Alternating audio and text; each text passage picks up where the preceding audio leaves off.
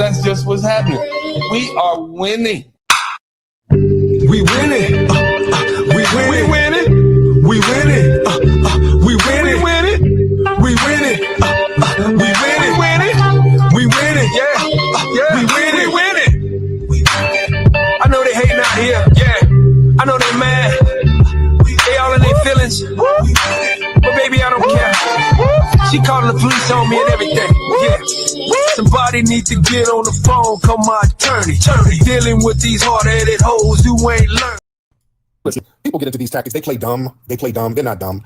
These people do, and I want people to really understand the tactics that they use. They get into these bad faith arguments because a lot of people are just simply resentful that foundational Black Americans are now gatekeeping our culture. And they're resentful about it. They just don't want to say that. So they make up all of these other things. They start gaslighting. Well, you're xenophobic. You call me a booty scratcher? No, that's not what you're upset about. A lot of these people, if we're going to be honest, there's a lot of jealousy and resentment for a few reasons.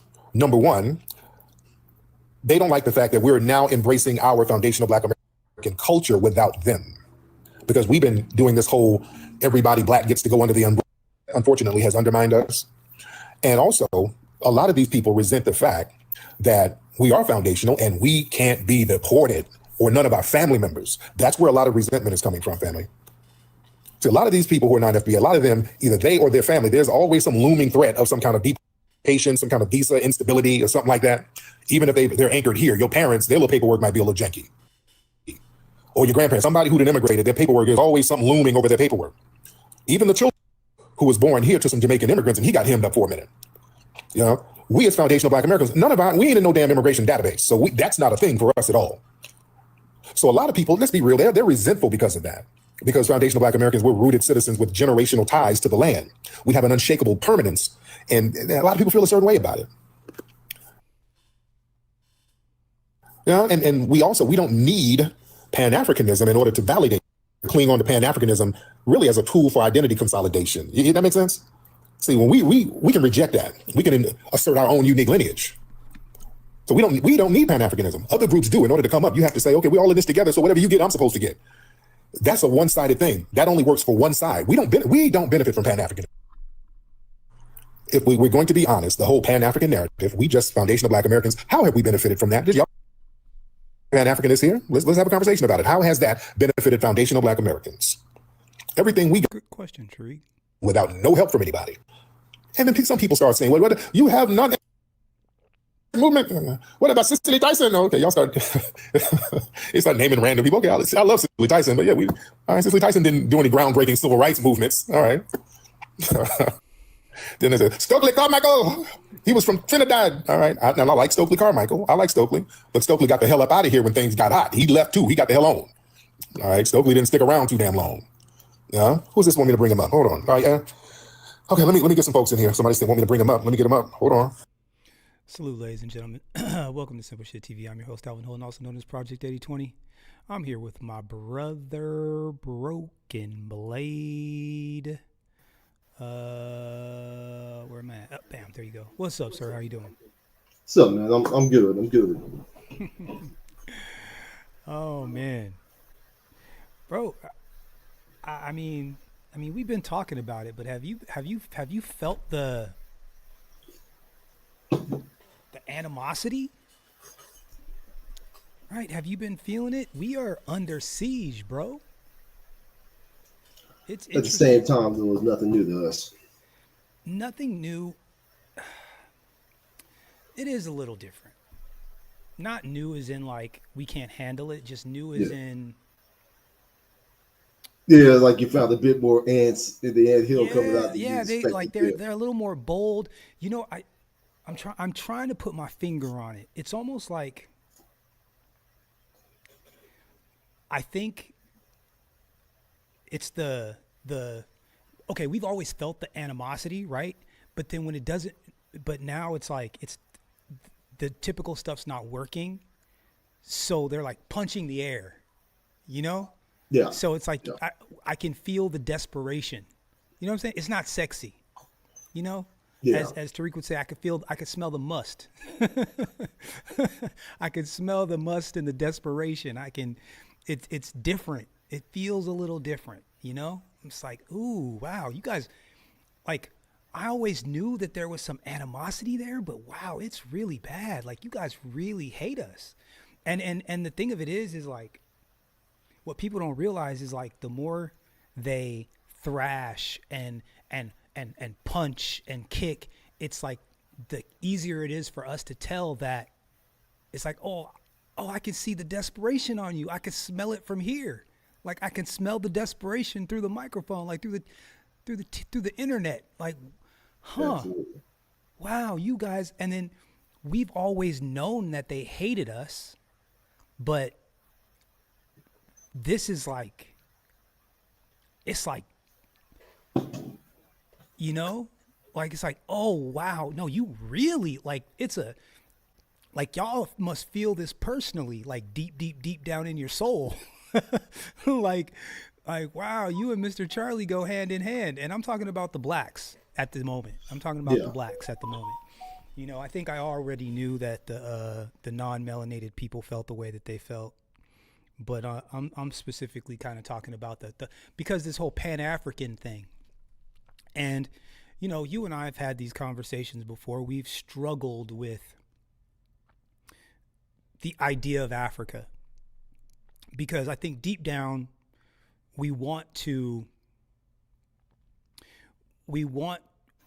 there is the word escapes me. It romanticize. We romanticize about the idea of Africa, right? Going back to the motherland and so on and so forth. And you know, you see a lion with the big mane and you're like, man, I you know, something about that, you know, and the jungle and you know, and I think that and so as kids, I think we were always brought up to want to have some sort of an attachment to it. Yeah. But for me, once again, the more I thought about, you know, slavery and how we got here and so on and so forth, I always, even as a kid, it was a thing that I realized as a kid. I'm like, they didn't send boats to come get us. You know what I'm saying? Why didn't they try to come get us?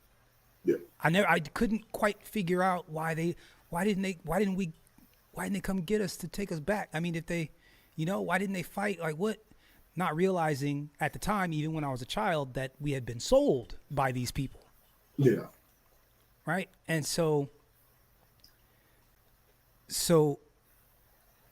looking back, it doesn't surprise me why I never had that kind of I could just never quite get that attachment to Africa. I just never, it never had that attachment. And then you start layering on the, you know, the energy that came from Africans, you know, the type of, what you call it? What's up, salty balls? It's been a minute. What's up?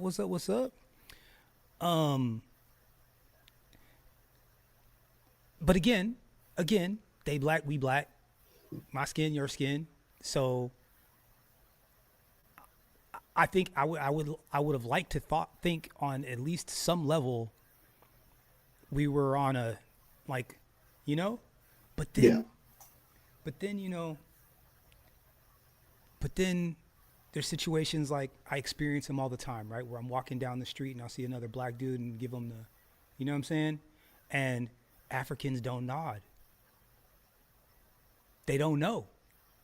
Or they just they don't feel there's no kindred spirit. It's weird. It's crazy, bro. I'm like, yo, that's wild. And I think even the kind of younger dudes I'm not quite sure that they know what's up for real, but there's been so many dudes where I'm like, okay, I'm pretty sure that dude is African, but you know, whatever. Let me just, you know, throw him one of these and they'll look right past me. I'm like, huh, that's crazy. There's so many times, bro, I would be like walking with my girlfriend or something or whatever, and I'm, you know, walking by somebody and give him one of these, give him one of those, and the girl will be like, you know him? And I'll be like, nah. Be like, but you nodded at him. I'm like, yeah. Because we know we're the only motherfuckers in here. I was like, yeah, I know. Me too, bro. You too. You know, like we always, but Africans don't get it. So I've always known that there was this, we were missing each other for real. But this last couple of weeks, these last few months, this last couple of years, bro, I was not aware that these people got their panties in such a bunch over us for real. I mean, real jealousy. Real serious jealousy. And then we start to kind of look into the relationships that they have with each other over there and how they deal with American whites over there and then how they deal with American blacks over there. And I'm like, damn, y'all don't even treat us right over there? What? Like, y'all don't even treat us right over there? And like, at least it was like xenophobia toward everybody. I'd almost respect that. Actually, I respect that quite a bit. That would make sense, especially in regards to Europe. For sure. Like, okay, that makes sense. But no, they prop up white people like gods. Yeah. Like literally a black preacher nearly got killed in Africa from telling them that Jesus was black. They threw rocks at them and ran them out of the church. Man, they love them some white Jesus, don't they? Shout out.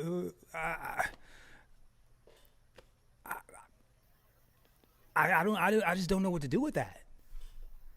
I remember, even I think it's about a year or so ago, O'Shea Dude Jackson made a video talking about this is before he really said fuck Pan-Africanism. He was talking about this time in Uganda, talking about how fast you get scammed left, right, and center. But like, you, Black American, better have your shit perfect. You better have your papers in order. Like that sounds like Jim Crow era America. Why would I want to go there? Bro, like I said, part of me, bro, is a little bit terrified of Africa. A little bit scared. Okay? A little bit scared. At least here, like I said, the legal system is trash, but it's our trash. I'm just saying. We got an Uncle D in the cut in the pocket. You can go find a man in Africa. They'll chop you up and send you in the jungle somewhere. You'll disappear and you'll never be heard of again. Man, my video I might have to send you. Or documentary called The Factory of Death. Yee. That doesn't sound good. Crazy shit, bro. Over there? Mm-hmm. Yeah, man. I mean, and it's just we are just different people. We are fundamentally different people. Absolutely. We just are. I think Tariq Nasheed always jokes about the fleeing part and whatever and but there's something to that. Yeah. There's something to it. We ain't running nowhere. The furthest we might go East Coast, West Coast. You know what I'm saying? We might go run up north. but leaving the country altogether, that's not really our thing. That's never been our thing. And sitting in the pocket and dealing with the issues that we have to deal with, and again, one could argue good, bad, or indifferent doesn't matter. It's just we seem to be the only group of people who has successfully fought back against this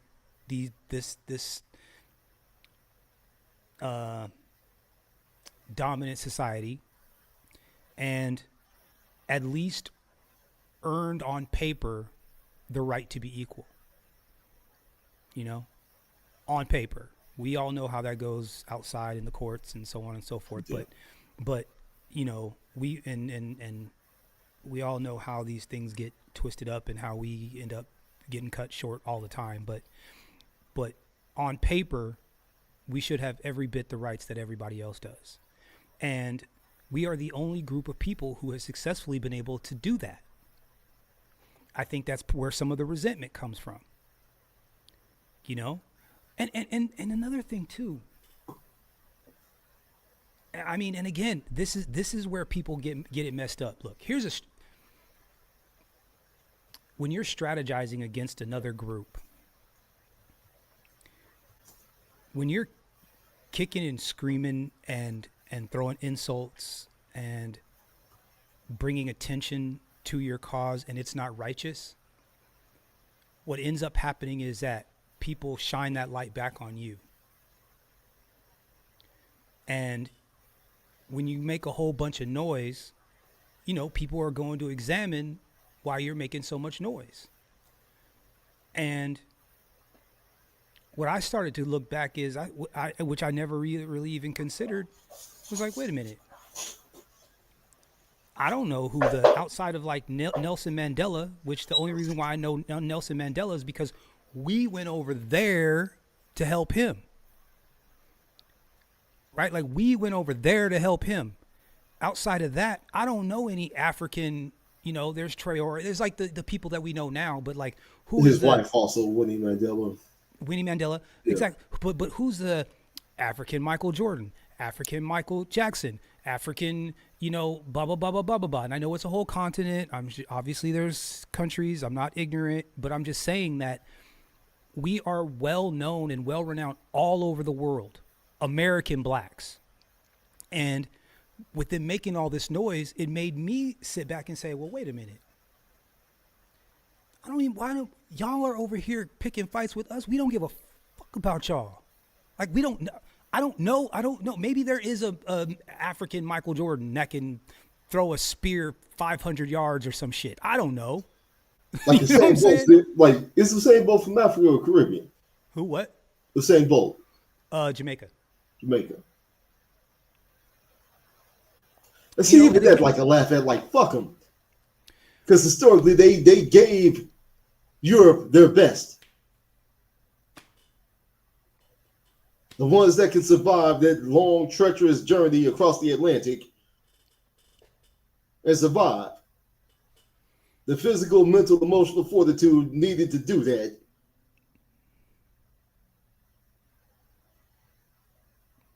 Yeah, so it's a small few. Like, we got the David Goggins energy. Like, absolutely.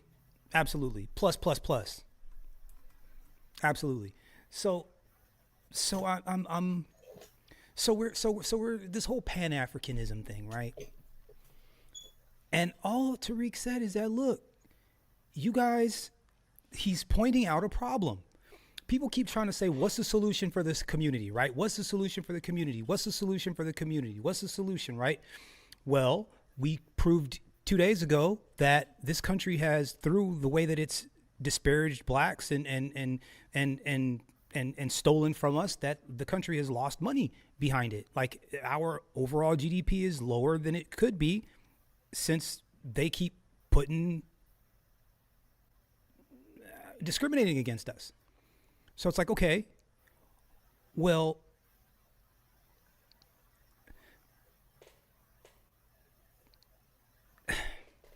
I'm trying to put this to where I don't want to be inflammatory.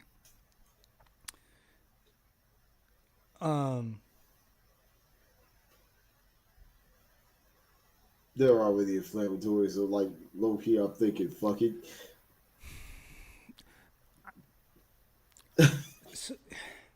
So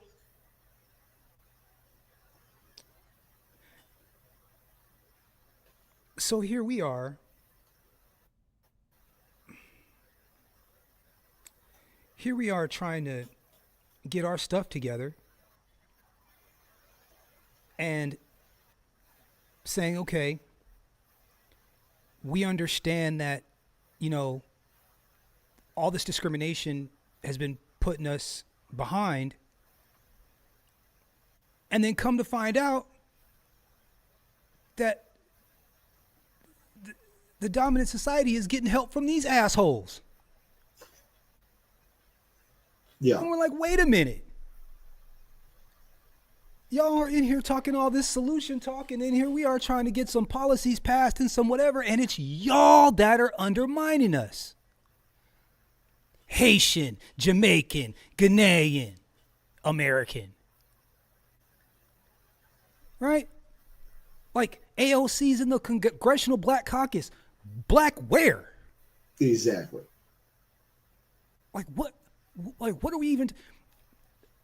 So then, when we finally come out, take the rose-colored glasses off, and realize that these assholes have been undermining us, torpedoing reparations in California, torpedoing reparations in Oklahoma.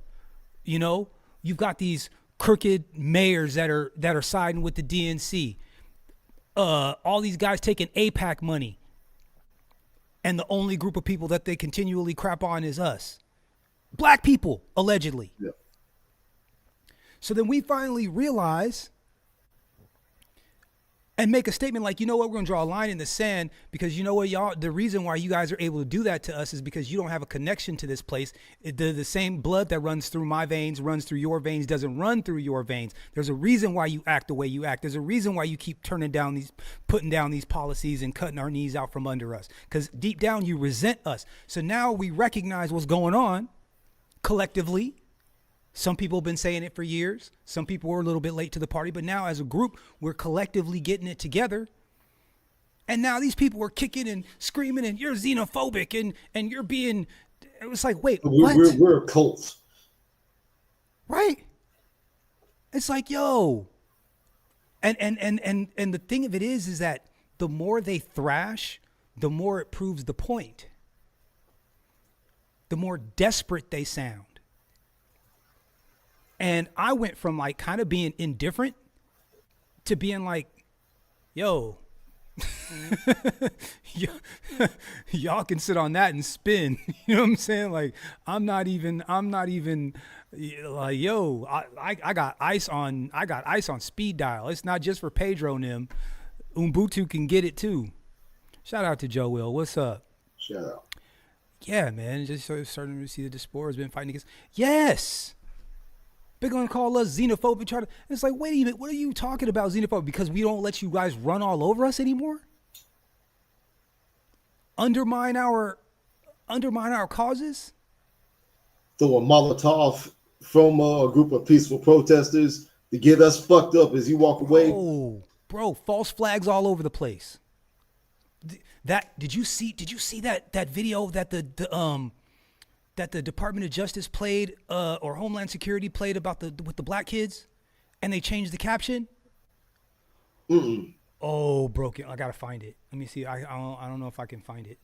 It was like a TikTok of these black kids that I think were playing football or something, and I think one of them might have had a grill on or something, or they were kind of bopping to the beat. You know what I'm saying? Like getting ready for a football game. Yeah. You know what I'm saying? Like, and they looked thugged out. They looked, you know what I'm saying? They were on a football field though. They were on a football field though. You know what I'm saying? Yeah. So they were on a football field and they were like getting, like they were just standing there like mad dog in the camera. And the Department of Homeland Security or one of the government entities put like, don't y'all come to Chicago, blah, blah, blah, blah, blah, blah, blah, like threatening the DHS. And they reposted that, or they didn't repost it, they posted it as if they reposted it on their own social media or on their own TikTok. And bro, the white supremacists went crazy. And it wasn't even, I saw the original video and it didn't have nothing to do with Department of Justice or nothing. It was all about football. But everybody, hook, line, and sinker. Off to the races. As soon as they had, there's thugs. I got my 2A. Blah, blah, blah, blah, blah. I wish your mother were. Like they were just going nuts. And I'm like, yo, you do realize that those are kids, right? Like those are children. Those are children that everybody is flexing on. Those are kids. Wild, bro. Wild. So anyway, I'm glad Tariq is doing his thing. I'm glad he's been getting a little bit of a straightening. I'm gonna let this play real quick. Folks want me to bring him up, I get him up. Let's give Brother Foundational hop on in. What's up, brother? How you doing? This is Foundational American. I usually mod for brother Afro Lee. Foundational American. Been asking him about me. If you need any mods or somebody that you know, you can call him up. He'll let you know. So, but finding a way to kind of, they keep missing the part that you said that they were according to slavevoyages.org that they keep forgetting. Thank you very much, man. Don't get up here acting up.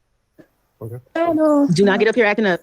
Hey, Not Solani. stop. Hey, brother Tariq, how you doing? I was just going to let you know. Oh, I was going to say you get mommy. Okay, are you familiar with this Honey Blossom person? Oh, yes, Honey Pack is well, I like her, but she is a troll. She's a troll. Solani, stop. Stop embarrassing me. No, because don't get up here acting I'm up. not. Oh my God. Like, Solani, really? Hey, Mr. Tariq Nasheed. Okay, Solani, if she where's act up, brother Tariq, if she act up, drop her.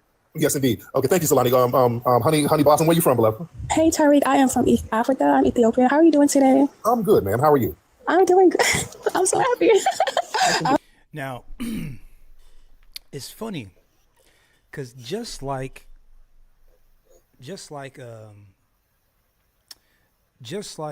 Kevin Samuels, you know, called out the pattern, right? No, I smelled it already. Yeah. This for the tether has been very similar. You know, they come in trying to pretend like, you know, they're all sweet, you know, and then they try to be cordial. They throw in some digs or whatever, and then they try to act confused like they don't understand. Then they gaslight, then they insult, and then they bounce. And it's pretty consistent. It's pretty consistent. That's the kind of path that they have generally been taking. So, this isn't the person I wanted to listen to, but let me just. I'm so happy to be up here with you. You know, I really appreciate you, and you know, I appreciate you know what the Americans have done for me to enjoy America. You know, so thank you. How long yeah, have you been here? Don't listen to these haters. Like they're just jealous of me. You know, I'm a baddie. But yeah, how was your day? I see that you're new to TikTok. How are you enjoying it so far? I absolutely love it. It's good so far. But let me get some more people. Thank you so much. Okay. It sounds like you're trying to get a 90-day fiance. I don't know what you're saying, man. Was she dissing me yesterday? Was she talking greasy? She's not Ethiopian. They said she's South Sudanese. I knew I heard flies in the back. Okay. Let me get some more people in here. Let's get what's your name, brother? Arali? Let's get Arali. I think that's his name. Arali? Here's what I Mr. Arali. Hop on in, sir. Or ma'am. Or man. All right. That's it. Hello, Arali. Yes. Tariq Nasheed. This is a real Tariq Nasheed. Yes, it's not the fake one. It's me. Tariq Nasheed. What's up, man? How you doing? From me. I'm doing great. Now, where's that flag? Where are you from? I'm from Uganda, East Africa. Uganda. There you go. So what's on? I was speaking with the Ugandan earlier, but what's on your mind? Yeah, I'm saying, what did these tethers want from you, bro? What did they want from you? And I'm taking lead. Hey man, I'm here. Yeah, I'm here. Yeah, What took you so long? What took you so long to? I don't know, man. TikTok. I don't know why. I had a TikTok for the longest, and I would put stuff up periodically, and people kept trying to get me to come over here. So yeah, I said, let me hop on here and chop it up with the family. So it's all gravy. It's all good, man. Yeah. Yes, but thank you so much, brother. All right, let's get what's your name? Something. All right, somebody Amir or something. Hi, Tariq. Hello, ma'am. Thank you for letting me up. I'm good. How are you? I am good. Now, where you from? I hear an accent. Oh yeah, I'm South African. Oh, there you But go. I was born in New York, but I'm currently now in South Africa. I came back after I got married. You in Cape Town or Joburg? Oh, Cape Town. How do you like Cape Town? Yeah. Yeah, I've been to Cape Town. Love it. Oh, how did you like it? Loved it. The people were absolutely beautiful. Yeah, it's beautiful. Yeah, it's like a mix of everything. I'm happy you went. Oh yeah, absolutely. So what's on your mind, dude? I had a question, right? Not based off anybody else, but based off like I want to ask you like so for me, I have a special situation, right? Where I was born in the States. I was born in New York. Because my dad worked in like government and stuff as a diplomat. Okay. But then I went to school. I born in New York, went to primary school, and then went to boarding school in another country, and then again went to college in America again, right? Mm-hmm. Because my dad was stationed there, and then I got married. Did I hear a click? Did she on accident? Married, and then I got my master's again in America again, and then I got married, and then I moved back home, right? My question is, right, for someone like me with a unique situation, would I still be considered like a tether? But what, did you do something tetherish? No, because I've been accused of being a tether and an anchor baby. Well, tether is an actionable You are an anchor baby, but not a tether. offense. It's something that you do. It's not what you are. There are a lot of people who are immigrants here who are not tethers at all. This is important because people need to distinguish between what actually makes a tether. This is important. I want y'all to hear this. This is important. Did you do something tetherish? No, because I've been accused of being a tether and an anchor baby. Well, tether is an actionable offense. It's something that you do. It's not what you are. There are a lot of people who are immigrants here who are not tethers at all. When I go on the road, some of my staff are the African immigrants, Caribbean immigrants. They're not tethers. But if you do something to undermine, disrespect, or denigrate a foundation of Black American, and you're not a lineage, that would put you in the tether category. So have you done it? Have you denigrated some people? No, I haven't. Okay. So I have a question too. So can I ask another question? Yeah, Is that okay? So I don't want to waste your time. Hold on. Yeah, So let me ask the family. What happened to the chat area? I can't see I think it's gone. It makes your mods probably turned it off. Okay, can the mods? I think they want people to like the chat. I think that's what they do when they turn off the comments. Okay, so who turned the comments off, guys? Okay, all right. Which one of y'all turned the comments off? Okay, somebody turned the comments off, and I don't know who. Hold on, wait. Okay, which one of y'all turned the comments off? Okay, I want to see the comments. Here we go. Okay. Has someone shown you how it works? I think they look at Yeah, I'll put it back on. Okay, awesome. Yeah, you got the comments back on. So I don't know which one of y'all turned. Now, once again, I don't know. It's coming all sweet, right? I don't know. What's a tether? I don't know what a tether is, right? Same. Turn the comments off. Okay, but go ahead, Bill. Go ahead. So can I ask another question? Sorry, I'm not going to waste your time.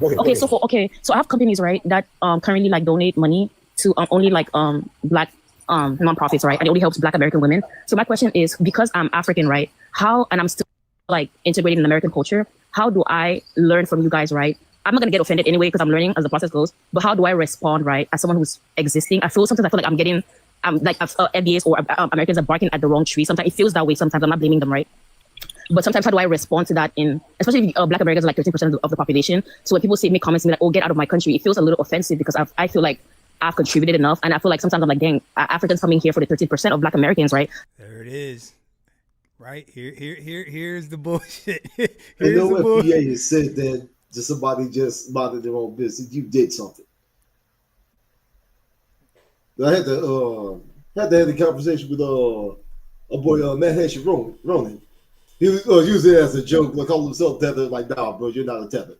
No. You've been on code. You haven't been attacking us openly, nothing like that. You cool. No, at least out in the open.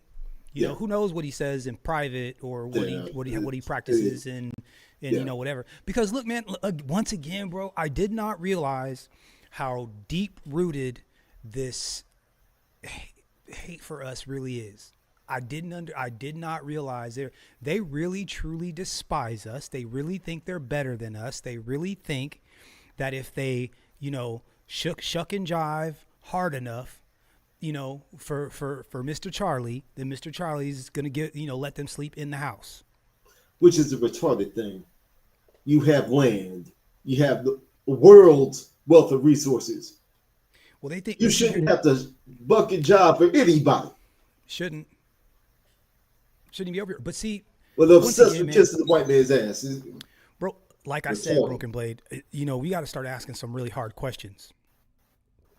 How does a bunch of white folks go into Africa and colonize the entire continent, all but like 1 or 2, 3 countries, with like mirrors and pots and pans and shit? And it's an uncomfortable conversation because when you like play that all the way out to the end, it doesn't look good for them. It's like what, are they bad for business? Are they not logical? Are you trying to tell me that Africans are just so loving that they don't understand that they're being constantly stabbed in their back, or that they can't, not loving. Like the financial bind that Western Africa is, and as far as their relationship to France is crazy. You're telling me that you've got French mining companies in Western Africa mining the gold, sending it to France, minting the money, and then charging Africa to use it? That's nuts. That is nuts. Hustling. And all of their money is a franca. What is it? A franca. What's the Western Africa? Franca something. Somebody in the chat, let me know. What's the Western African denomination of money? A franca something. This is just called a franc. No, but no, the African. So they're like a franc is in France, but then the Africa is a franca something. Franca something. So. Franc or something like that. Anyways, Y'all get CFA Frank. Yeah, it's called like Frank. it's like a franc or something like that. So they're allowed the French to come in, colonize, take their resources, and then charge them for it. They were taking Niger has the purest uranium on the planet. The highest quality, purest uranium on the planet comes from Niger.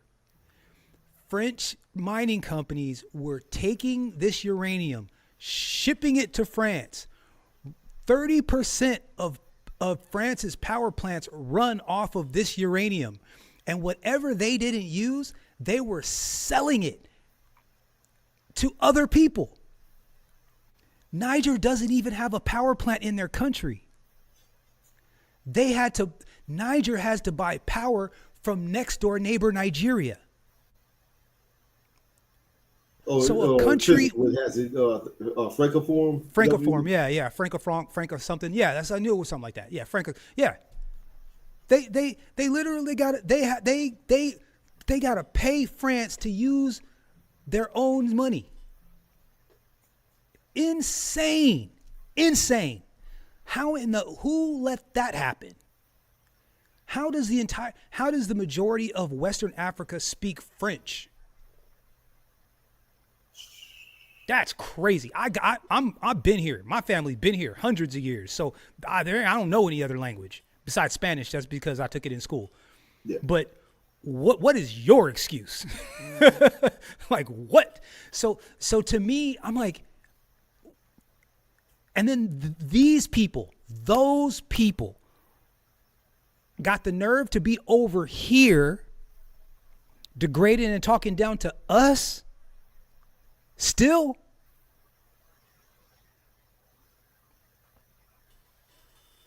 Bruh.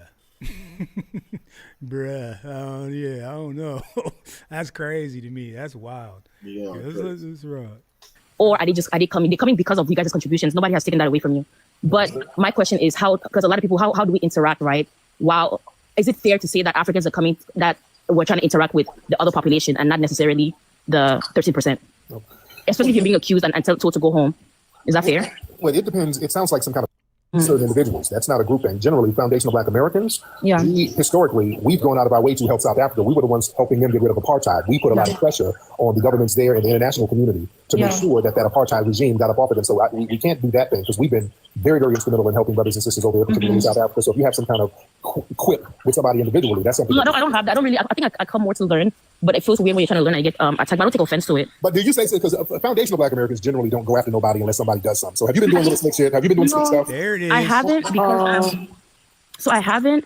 I think sometimes when I get called like the M word, and then they tell me I'm from Lucy, but I'm like, all of us were from Lucy. So it's like little things I'm learning as I've spent time on the app because I'm not as familiar. So my question sound like you might be doing some kind of passive aggressive and it sounds like you might be doing something slick. But thank you, ma'am. There's people in the chat room like, oh, she lying. Yeah. It's not, that doesn't. She sounds kind of disingenuous. Sounds like she's saying stuff and doing stuff to people and she's getting checked. Yeah. That's kind of what that sounds like. That's what that sounds All right. like. Let me get some more people in here. Let's get Maui Lee. And see, that's the point, man. It's like, yo, the crazy part about it is I'm realizing that we have been so generous and so welcoming and so nice because, they black like us and not real. And the second we push back, they want to act confused. They want to act confused. So it's fascinating. Yep, intrinsic when you say Burkina Faso got France, out of the country. Yep, removing every vestige of them from their people. Absolutely. Hey, that's part of. Guys, look. Part of the reason why France's economy is crashing right now is because they got their uranium cut off. Because again, they were using that uranium and then they were selling the excess. And so that just they were already because their retirement age is 60 and their retirees live high on the hog. So they're way further busted up than we are. Like they're in trouble. So when Burkina Faso kicked them out of there, that was a large part. I mean, like I said, 30% of their energy comes from the uranium that they were getting from Burkina Faso. So, good luck to them. Good luck. Good luck, assholes. Let's see. Sorry, my fault. Maui Lee in the building. We'll go on, Tariq. What's going on? I was first introduced to you when I was watching Hidden Colors. And Yes. My only question, by the way, great production on that, by the way, but so much? I wanted to ask you, did you ever plan to like take that concept and do something with that yourself? What, do more movies? What? Well, like just putting out like information like that people may not necessarily know about and distribute it to the masses. Well, that's what I do with the movies. Yeah, that's what I do with the movies. My brother, how are you? Hebrew Israelite? That sounds like a Hebrew Israelite name. Nah, man. And I think in 1975, became our own ethnic group, born out of that on this land. So we do have an indigenous lineage, and many of us have an African. 100%. And my last question for you, brother, and I'm gone.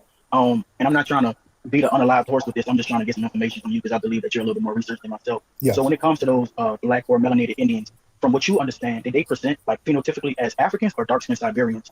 No, many of them, when you look at some of the, because that's another thing, and that's a very good point you make, because see, a lot of archaeologists, they can't deny that there were black-skinned, woolly-haired people over here. That cannot be denied. Anybody denying that's full of shit. They're lying. So archaeologists know this. There were dark-skinned, woolly-haired people over here, big lips and big-ass noses. So what they'll do, they'll concede, okay, yeah, they were black, but they were really Australoids, just like the Australians. They're kind of like that, not really African. So they'll play that game. And I'm like, hey, we don't have to go to Africa, whatever. They were black-skinned people with woolly hair who had Negroid phenotypes, who would be considered black by today's terms. So, I just like to make it real plain. But yeah, I would say this, I'm in California. You had tribes like the Ohlone Indians. If the Ohlone Indians were alive today in their purebred form, they would look like black people running around Harlem. It's like that, Yo, broken play. Man, I appreciate it, brother. If they got any FBA people who you look at as like somebody I wouldn't say follow, but somebody who's paving the way for some FBAs, can you shout them out real quick for us? Yeah, we got Afro Elite, we got Sister Wani, Nikki the God. We got a lot of people just in here alone who are very good representatives of the culture. I'm gonna get some more people in here. All right. I don't know if the camera is going to pick this up, y'all, but I'm going to see if I can show y'all a picture of my grandfather. My grandfather, because there's just stuff I didn't necessarily, broken blade. I didn't recognize when I was, let me switch that up. Oh, my bad. Giving you the full frontal there. Big guy, okay. Let's see. I don't know if the camera's gonna be able to pick that up. I might have to email it to myself so that y'all can see it. That's my grandfather right there, and he's light, kind of light skin. And if you look at his features, it don't look nothing like African. On both sides of my family, we look like that. And it always kind of, but again, we know what happened on the plantations back in the day. So I assumed that there's just a lot of that in there, is what I assumed as a child. And I always heard Indian, but I never really jumped onto that because to me, because of how everyone talked about it, I always thought that it was just black people that weren't proud of being they just were like, I'm not a slave, and they're embarrassed by it. And so I never really pushed, and I did kind of talk to my grandparents and great grandparents about it and so on. And again, it didn't get that deep to where they were like, this is the actual tribe. I mean, I got information now, but at the time I didn't. And so I'm looking back at old photos now, and I'm like, yo, if this fool had some feathers and some whatever, he does not look like anything on the African continent. Like nothing on the African continent. Both sides of my family, my mom's side and my dad's side, like all up and down my family. And so I'm thinking back, and you got to think too, and and this actually brings me to what kind of one of my next points. I didn't realize how racist everyone is, assuming that America is just a white country. And just because it's a white country, we just can't be from here. Like, we're not American. You know what I'm saying? Like, it's like, oh, but you're black. But it's like, but you're black, right? It's almost like you know how there's like Africans that were born in France and they're French. Yeah. But it's like, you know, the French are like, you know, because that is a little bit different. I can see that. But on this side of the pond, it's a completely different story. It's a completely different story. And there's all sorts of different shades of black that we are. But it's so funny because when people say I'm American and they're like, well, where's your family from? And you're like, here. And they're like, but no, but like, where's your family from? You're like, no, but here. And they're in their heads, they can't get their head wrapped around the fact that you're actually American. Since you're black, you have to be from over there. And I didn't really realize how deep that went for like everybody, including black people. Like the mind screw on this one is it's deep. You know, I didn't really. It's like you're not. It's like you're not. It's not even possible for you to be American, because by default this is a non-melanated country. Yeah, like damn the real history. By the way, also. Yeah. You just can't. And I never really realized how big a deal that was until we started having these conversations, and just watching other people have the conversations, not even myself included, just and someone being like, well, where are you from? Where's your family from? And they're like, Chicago. And I'm like, but no, really. And they're expecting a Ghana or a Nigeria or whatever. And it's like, no. Like my whole family, not really. And it's so hard for people to get it through their head. It's like, yo, both sides of my family's been in this country much longer than all of you guys. Germany, Poland, Italy, France, Portugal, right? I'm like, my family's been here since the 1700s. What are you talking about? Like, what are you talking about? All the way back to the 1700s. On paper. Like provable on paper. Both sides of my family in the Civil War. Both sides. On paper. That's what's up. I still gotta do some digging myself, man. And we all should. Yeah. We all absolutely should. One thing I found interesting what Tariq said earlier about how they try to play like, okay, they were dark skinned and woolly hair, but they're Australoids, as he put them, Austronesians. Oh, it's funny. Like my grandmother on my mom's side, was a light-skinned woman. Mm-hmm. I was doing like research, like going through like my 23andMe. Of course, then I have like a small percentage, something like 2%, like Australasian. I started looking at the like the women from that area, like Samoans and all that. Many of them look like my grandmother. Many of them. Yes, bro. I think that there has been a concerted effort to erase black people from the history books altogether, and I think a lot of that has to do with the fact that we ran this for a long time. You know, before the first dynasty of Egypt, you know, the Nubians were running the show there, right? Like the Moors took over Europe, got Europe out of the Dark Ages. You know, so there's been a concerted effort to erase us from the history books, and I think that the more it's getting tougher and tougher to hide our contribution to this planet, more and more. You know, look, from Western Africa, bro, they try to act like we didn't know how to sail. Yeah. Right? But you get on those trade winds, and the trade winds will take you, if you got something that'll float, it'll take you right on over to this continent over here. Like, and they're finding out more and more that, oh, the only way we came over was over the Bering Strait and so on and so forth. So they're all the Asiatic Indians, right? Like that's how they try. But us black folks, we've been on this continent. but they'll fight tooth and nail trying to say that we didn't. And I think that that's kind of I'm glad that narrative is falling apart. I really am. I'm glad. Shout out to Cody Marshall. What's up, bro? Let me get some more people in here. Y'all hop on in, family. Let me see. I'm looking down at the comments. Actually, you know what? Here, I think this is the one I want. Here, hold up. Let me do this. Shout out to Tariq for his his thumbnails sometimes be his thumbnails be crazy. His thumbnails be crazy, boy. And like I said, if you got a blonde wig, you got brain damage. I'm sorry. In that Bantu room, hop on, please. Hello, good evening, good night. Hello. Si vous êtes né avant 1979. Sorry about that. Again, there go the French. See that YouTube is listening. From New York. My parents are West Indian, so I am West Indian American. Yes, what's on your mind, ma'am? I actually wanted to touch on what, not the last guy, but the guy before that.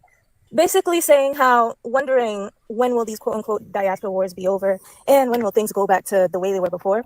And I always find it so interesting because, one, I don't like the term diaspora wars because nobody's at war with each other. Right. Nobody, West Indians, Africans, Black Americans, nobody's at war with each other. But in any case, when Africans or West Indians say, oh, can it just go back to the way it was before? I say it's interesting because I just did a video about how each like group of the diaspora kind of represents a role in narcissistic family dynamics. And part of the narcissist like traits is wanting things to stay the same, right? And so the fact that he said that is interesting to me. By the way, I support the delineation like 1000%. Like, I mean, Africans, West Indians have been talking out the side of their neck for literally decades. And I feel like just because in the past few years, Black Americans have actively been calling it out, everyone wants to act obtuse, like they don't know what was going on, you know, but the reality of the fact is that Black immigrants came into the country, alienated themselves from Black Americans, and you guys, you know, it's just like, okay, didn't even say anything much about it. It was just whatever, you know. And that snowballed into Black immigrants saying, oh, Black Americans don't have no culture. Black Americans are this, Black Americans are that. What we saw on TV of you was this, that, and the third, you know. And so I find a lot of times when we're in these spaces of discourse now, everyone wants to deny this is the reality of what was going on and just wants to sweep it under the rug. And I also find when anti-Blackness is being practiced against Black Americans, all of a sudden it's tolerable. All of a sudden, unity is imperative all up until other groups of people are sowing division against Black Americans. Now it's like, oh, well, just, you know, they're just some bad apples, or, you know, everyone has crappy people, whatever. And it's just like, okay, but never, for example, never on this planet Earth could Black Americans say, oh, Africans are poor, and like nobody say nothing about that, right? But we have heard so many different talking points and just like rhetoric coming from the diaspora towards Black Americans. And it's just like everybody just expects that to just roll off your back. And we're just supposed to be everybody's punching bag. We're just supposed to be, shout out to Solo Dolo. What's up, bro? How are you doing, sir? We're just supposed to be everybody. We are supposed to be everybody's punching bag. It's so crazy. It's wild. It's wild. And the second we defend ourselves, everybody's like, whoa, whoa, whoa, whoa, whoa. And that goes all the way, not just for this like silly internet bull. That goes all the way up into the court systems. That goes all the way up into just us flat out defending ourselves, Carmelo Anthony, or any of these other situations. Whenever we stand up for ourselves, everyone's like, whoa, whoa, whoa, what's up with all the violence? Like, what, you guys are just so violent. Like, I was attacked by two people and I defended myself. Oh, but did you have to use a knife? Yeah. You know what I'm saying? Like, but it's shocking. It really is, Broken Blade. Like, the hypocrisy is crazy.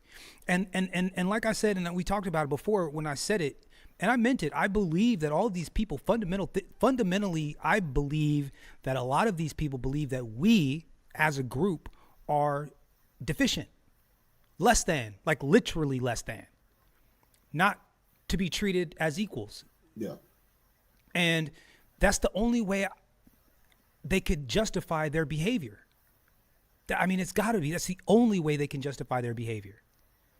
It's like you, man. What is it? The USPCA? Is that the animal people? And is that what it is? ASPCA. AC, Yeah. One of them. Yeah. Man, get a video of you kicking an animal. Get on the internet and see what happens to you. But we are getting snuffed out every day. Like every day. And we can't get the NAACP to say anything. We can't get the Congressional Black Caucus to say anything. We can't get our mayors to say anything. You saw the mayor of Oklahoma tap dancing of Omaha, tap dancing after that thing with Terrence Crawford. Tap dancing for those people. That dude is still on the job. Still on the job. Black folks, they need to handle that. They really do. They handle the hell out of the pain. Bro, like I said, man, here's what it is. Here's what it is. I'm not making any threats because that's not what I do. But what I will say is about that time for, talking is, some of these people, they don't understand talking anymore. They don't understand talking. They only understand pain. And now that pain, financial, sometimes it's physical, but they only understand pain. You can't just be you can't reason, you can't, like, it's about that time. And so once that happens, get quiet, which is what we've been doing. Start moving a little bit different. And then when it's time to, pop out, we pop out. But it's fascinating. It's been really interesting to see. Like I said, I really didn't realize that we were hated so much. But then, like I said, it's given us this opportunity to really examine what we've done as a group of people. And I'm like, oh, now I understand why y'all hate so much. Because everybody's trying to be like us. Ain't nobody trying to be like you. Right? Like, they're wearing starter jackets in Africa. You know what I'm saying? Like, they got knockoff Timberland boots in Africa. I'm not rocking any flip-flops. What do they eat over there? What does Tariq always say? Igusi? I don't even know what that is. I'm not eating any bush meat. I don't even know what that is. Whatever they're doing over there, that's what they're doing over there. I mean, respect to them. You know what I'm saying? But I'm not concerned with anything that's going on that continent. To be real, not on my daily. Not enough to be on the internet fighting over it. But here they are in our stuff, spewing hate and talking crap and picking fights and trying to roast us. It's like, well, if you don't get the fuck up out of here. Like, what have you seen your homeland?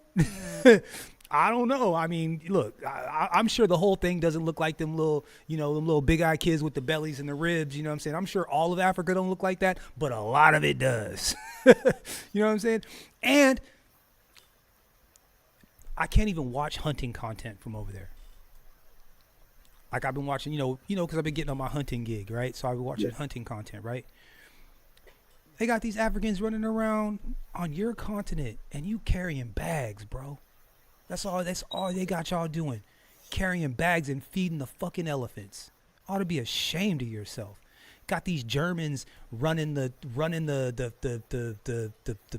thing where everybody's hunting and shit. Got the French running all these luxurious, hunting vacation spots and safari vacation spots, and all the Africans doing all the grunt work. It's like, You're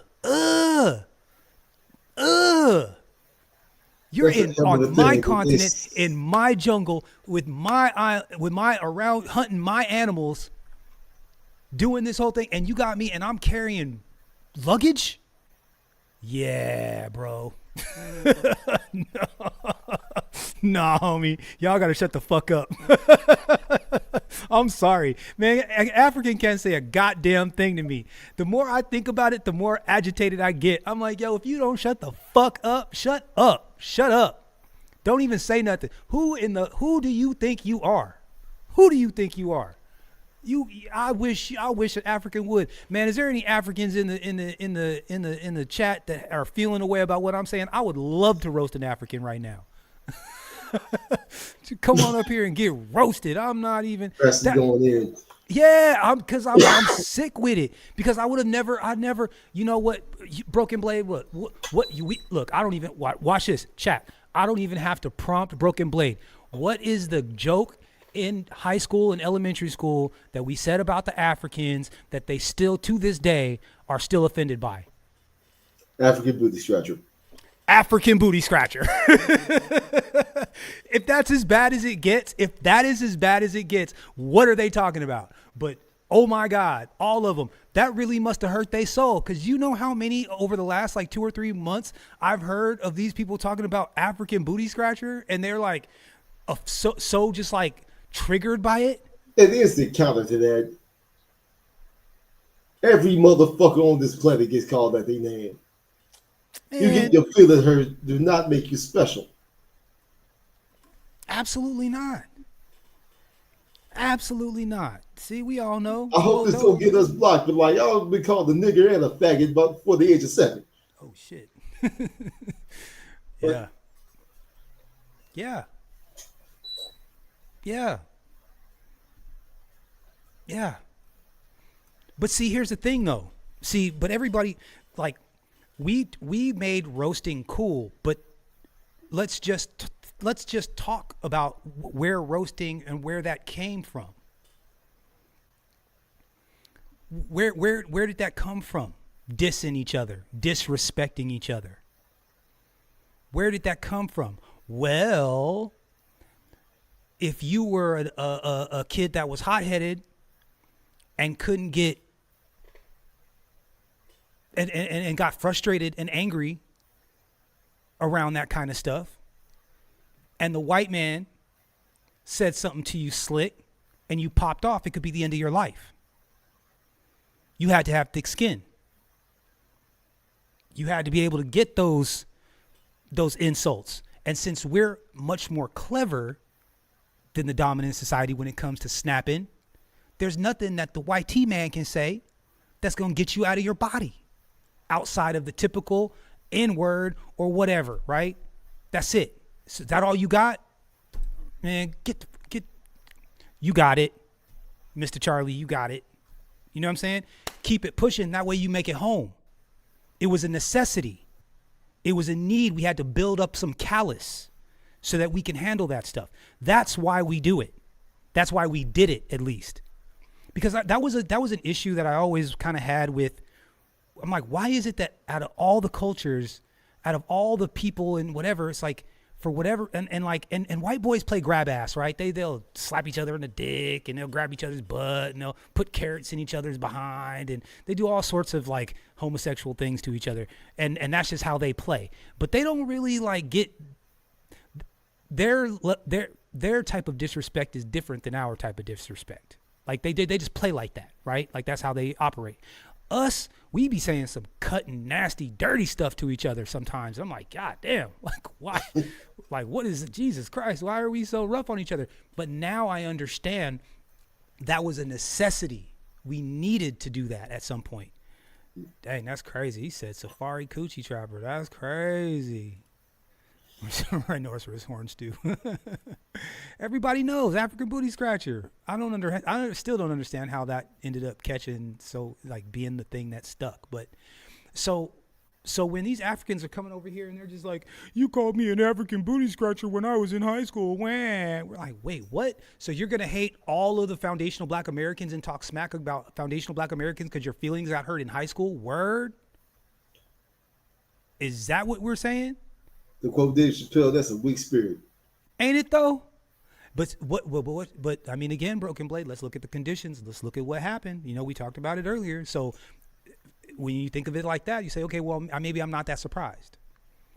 Maybe I'm not that surprised. Let's see what this, I want to finish this clip real quick. Go about your business. And that's the gist of what I had to say. Okay, well, okay, thank you so much, dear. Thank you. I'll touch on what y'all kind of comment on what you're saying, but thank you. Very good stuff, beloved. Yeah, listen, man, the delineation movement that's happening right now, it's a reaction to a long-standing vitriolic tension that was levied on us by a lot of these non-FBAs. Yep. And I'm glad people are being honest about that, because now you got some of these folks out here acting, why we being... Man, shout out to Yoga. I ain't seen you in a minute, brother. Salute to you. What's up? Fragile Egg, says Solo Dolo. What's up? Hey, man. Oh, look, I talked to Uncle D earlier today. He was like, we got to get the crew back together again and just get a broadcast on. So one of these days I'm gonna set something up. I'm gonna try to do. I've been wanting to interview him anyway, because he's got some things that he's working on that I actually really want to talk about. So I'm gonna let you guys know. Stay posted, because I'm gonna hopefully get him on here, and I would love to be able to do like a little bit of an interview and then have a panel so we can all talk to him and just kind of give him his flowers and just talk to him and just chit chat, chop it up with him. Because you know, he you know, he's like, you know, he got his family and he's got his son and he's trying to keep everything together. And you know, shout out to Uncle D. And so he's just trying not to stay up so late. It's hard, you know, you're up till midnight and then your brain is running because you're just done with the show. Can't really get to bed until yoga. I'm manufacturing these, brother. This is literally my Holden training bag. This is my stuff right now, on sale now. Shout out to Solo Dolo. Got the first one. Oh, also, I got to shout out to the new members. We got some new members also. I got to shout them out here. Oh, no, wait, hold on. No. I don't want to do that. I want to do this. Sorry. I know I shouldn't do this right now, but I'm going to plug my own shit. Excuse my language. I'm going to plug my own stuff because I can. Look, if you need a bag, if you need a heavy bag, and here's the thing about this heavy bag is only 40 pounds. I intentionally made it light so that you can use it in your house and not break stuff, okay? It's intentionally made light, so it's big, it's heavy, that's it right there, bro. So 3 feet, 14, 15 inches wide. It's double-ended, double-stitched everything. Comes with the hardware from top all the way to bottom, including a sandbag. On the website now, for sale. Not even tripping. Here, hold on. This is for Yoga. Copy. This link is for this link is for Yoga. Okay. There you go. Bam. This link's for Yoga. Yeah, and I'm gonna be real with it. Part of the reason why I'm starting manufacturing, I'm taking a personal point of preference, guys. I'm sorry, I apologize. Black man shit. I'm gonna take the opportunity since I got people in here. Also, if you haven't hit the like button, do me a favor, hit the like button on your way in or on your way out. That's the link. The StreamYard one is the link. Yoga. So what happened was I built my mom an outdoor gym at my parents' home a couple of years ago. And on this outdoor gym that I made for my mom, I got her, you know, like a kind of Walmart special. A Walmart special. Shout out to Yoga. A Walmart special, you know, with just an Everlast bag or whatever. Hey, fair take. Because you kickbox, right? Yeah, more time. Yeah, you out there. I know you be throwing literally. That's what's up. Check this out. Uh-huh. I'm in my garage. Okay. And one of the Thai guys from over in Fairtex gym, he just relocated to the ATL. Okay. And he opened up a gym up in Cobb County, about not too far from me. Okay. And I was online the other day looking at it. I said, oh, wow. And I text my people back in Thailand. They say, yeah, crew is over in Atlanta. We meant to tell you. So I'm going to be going over to the gym tomorrow to meet them. And my people from Thailand is sending them some text messages. And I said, man, I need to get me a heavyweight bag.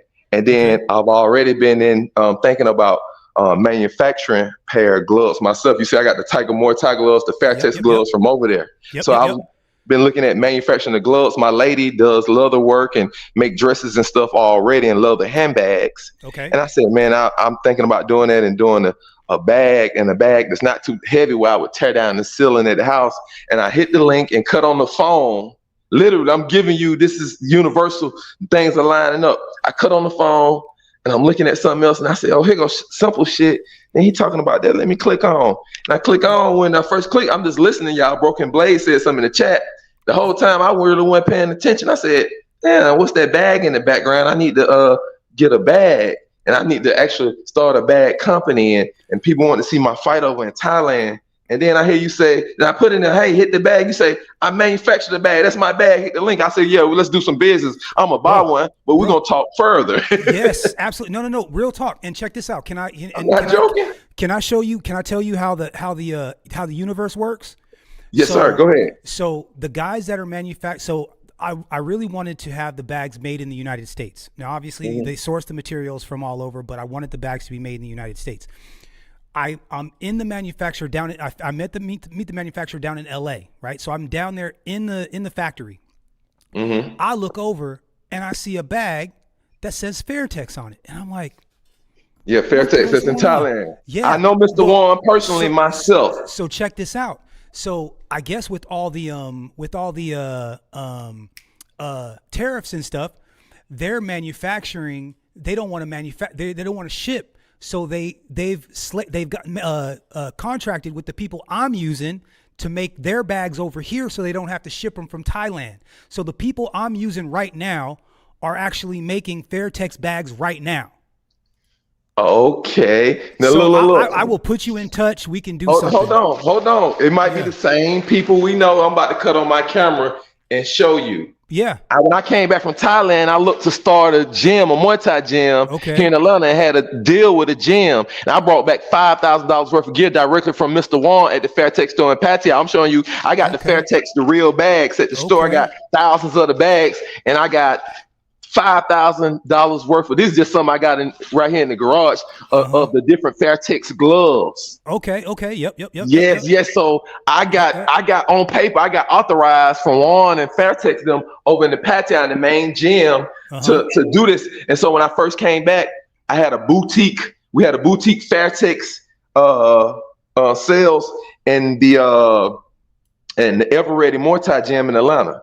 And Spurl and Dennis saw some of it on WhatsApp. In the WhatsApp, I was posting it. Open up my Fairtex gym store, and Dennis commented on something from WhatsApp like, "Yo, you really not playing? You open up a whole gym store because in Thailand they had an open air Muay Thai gyms, and then they have the gift stores right there in the gym where you can buy the shin guards, the gloves, the pads, and everything. And so we duplicated that here in Atlanta, and that was last year. But I moved a different way and direction. I closed it down because the gym situation, he got divorced with the wife. Whoops. And so, and then I've been thinking about, all right, I got $5,000 worth of all this Fairtex gear. People been asking about it, but I was like, when I start my YouTube, I'm going to sell it on YouTube. Yeah. But now I just made the connection of how I'm going to move it or whatnot. And now you see what's going on. I just put my real number in the back chat. Do you see it? Yeah, hold on. And if not, Dennis got it. No, I got it. Okay, you got it. See, that's my real number. So I've been thinking since the gyms closed down, and other people in Atlanta asking me, well, come over and do a deal and join our gym and whatnot. And what really happened was I said, I don't want another situation where Karen goes off in the gym and we're in the gym around all the ladies and stuff. And that's what happened. And so I said, and then they didn't look like us. They was of the Anglo. I did it with an Anglo couple. And I said, nah. And I said, I'm gonna hold off until the other night. I looked and saw the brother, the Thai coach from Fairtex Pattaya just opening up here in Atlanta, and it's gonna open in a week. And so I'm going over to meet him tomorrow. Mr. Warren and Susaka and them, they contacted me and said they already contacted him. So I know they know your people in LA. Mr. Warren is the beginner of Fairtex. Okay. And we'll talk online. We'll talk online. We can't be giving up. Hold on, one more thing, brother. One more thing. Push the bag. Push the bag. Hit the bag. Push the bag. Let me see it. Let me hear it. Yeah, hit it. You want to hear it? Yeah, push it. I want to hear it. You know what? Push it with your palm just a little bit. Slap it. I just want to hear it. Yeah. All right, got some solid to it. Okay. But yoga. So like I said, it's 40 pounds, so it's light. And that's why I made it double ended. So it's lighter than, because you're a big dude. So I got a 100-pound bag right over here that I like to hit a little bit more, but I got to be real. You have to be precise with this one. You know what I'm talking about. Yeah, that's more of a target bag, and I'm kicking. So I will only be able to practice high kicks on it and punching because more time, you're kicking too. No knees on that. For sure. But again, my whole purpose about it was I made a home gym for my mom. I'm gonna finish telling the story. So I made a home gym for my mom. I gave, got the, the Walmart special. It was like, cause she ain't gonna be tearing nothing up with, whatever last bag. It was like 80 pounds. She couldn't move it, right? So it just had to stay there. And it was an outdoor gym. It was covered, but it was still outdoors. It rained on it. The sun beat it up, so on and so forth. Anyways, the thing broke because she wasn't strong enough to take the thing in the house. So I go back, I'm like, oh man, she really liked hitting the bag. So I said, you know what? I wonder if I could get this big, at least small enough to where if she needed to move it inside when it rained every once in a while. There you go. So I went down to, I'll tell you, I went down to Nazo Boxing down in LA. Because they make that. That's where you at? You based out of LA? Yeah, that's where. Well, at least that's where these people are. And so that's who makes Mayweather's bags and all this stuff. And that's where I was at. That's now doing they're not doing all of Fair Texas work. They're just doing some of Fair Texas work. Some of the bags. And I went down there and I'm like, hey, look, this is what I need. I want a bag that's big enough for a guy like me. I'm 6 foot, 200 pounds. Like a guy my size, I want to be able to. Maybe I don't have to go 100% on this thing, but I want to be able to go ham on this thing and not have it fall apart. But I want it light enough to where either kids or seniors could move it around without too much trouble. And so we went and picked out all the materials and whatever and got the weight down. And I'm like, okay, it's an actual feasible thing. So this is the lightest bag of this size that slap it hard when you slapped it. Slap it hard one time. I'm gonna go on ahead. You know what? I'm gonna hit the link and buy it tonight. See, that's why I'm asking. You see now slap it hard for me one time. Now you threatening me. Now you threatening me. Here, hold on. There you go. Yoga's making the first purchase. If this thing sound right, if he don't knock it and it just run away like a tennis ball, like it's so light, Yoga is making an official first purchase of this, and I'm gonna cash out him right now so you can get the money. See, I'm not even gonna go through the website and all that. I'm gonna straight cash out him. Okay. And see, I'm 6'1", so we around the same size. I'm 6'1", 185, 190. Hold on. Let me type in your cash app right now. I'm going to get mine. I'm the first official person to purchase one? No, unfortunately, not fortunately and unfortunately. For YouTube, I am. For YouTube right now, yes. Well, Solo Dolo is actually, but Solo's my man, so I got it. But well, I'm a fighter though. I'm in the ring though. Yeah. Okay. But hold on. It's just a real, like I said, man. It's What's your cash app tag? Yeah. It's so all the other ones. Oh, see, you haven't even seen the graphic either here. Hold on. You listen. What's your cash app tag? I'm loading up the cash app now. Oh shoot. Where's that at? It's right. Bam, right there. Supposed to have that on your screen on the rolling. Yeah. I'm always. What's that? A Holden 80/20. 80/20. Yes, sir. Okay. Hold on. First person on. Thank you, Solo Dolo. That's my brother right there. And Solo Dolo, yours is actually done. So we're boxing it up as we speak. So I'm getting my I should have a FedEx number for you in the morning. But the whole point of it though was just that I wanted to be able. I wanted my freaking mom to be able to hit a bag, and you know what? I'm calling it the Holden training bag, like it's my namesake. Kind of a dedicated to my. How much should I cash app you? Here, type it in. You want to type it in the chat? Type it in the back chat real quick. Yeah. Let's see. Hold on. You see it? You see where my number is at back there? Yep. Here, hold on. And text me because I don't got your information, and we need to talk offline on business stuff. Yeah. I'm gonna do this. So you have So I'm going to send you the cash app now. Make it official. Oh man, you the man. Here, let's see. I see that on This is including shipping and the home you hook up price right there. Mm-hmm. Gotcha. That's including shipping. So man, it's one of the right. I'm actually really proud of it, to be honest with you. Give me just a second, because my cash app is on the phone that we on live on. So I'm gonna click off cash app it, then I'm gonna click back on the live. I'll be right back. It's all good, brother. All right. What's up? What's going on, Braxton? How are you doing, sir? Welcome to the broadcast. Appreciate it, sir. And I'm all right, y'all. And how are y'all? Good, man. We just talking about, we're just trying to get on this diaspora wars thing. I just had to check. I don't know. Again, we talk about it all the time, but I think it's just funny that Tariq has been on TikTok. So TikTok has been just Tariq'd out, boy. Tariq Nasheed is, and he's making money over there, boy. TikTok has been good to him. People are over there.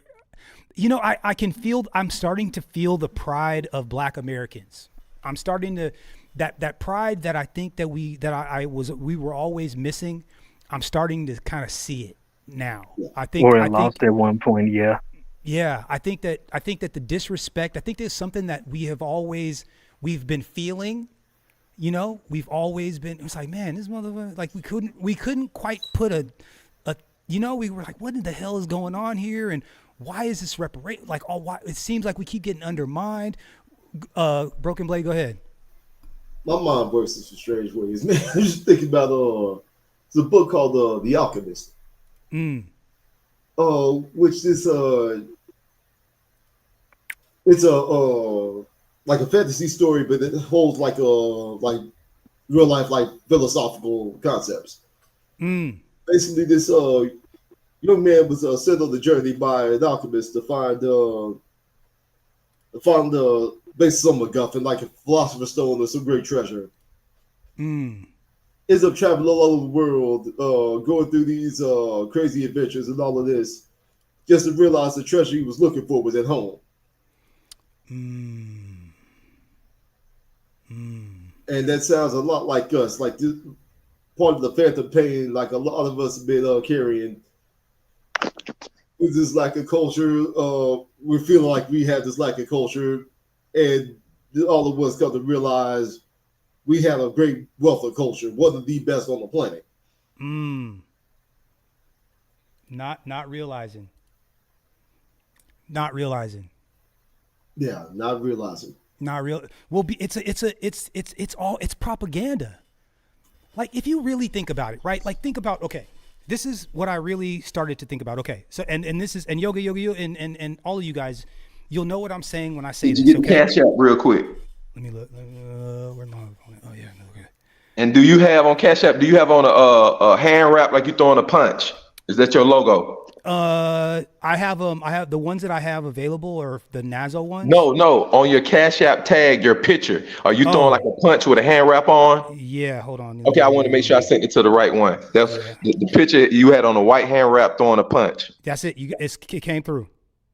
Okay, great. Now I didn't know where to put the shipping address to ship it to.